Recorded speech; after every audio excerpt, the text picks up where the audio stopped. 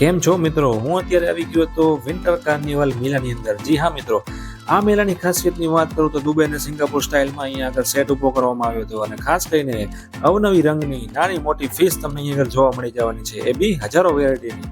જી હા મિત્રો, અહીંયા આગળ અંડર વોટર ટનલ બનાવવામાં આવી છે અને સાથે સેટ ઊભો કરવામાં આવે છે, જ્યાં તમે પિક્ચર ક્લિક કરી શકો છો અને અહીંયાનો જે નજારો છે એની મોજ લઈ શકો છો.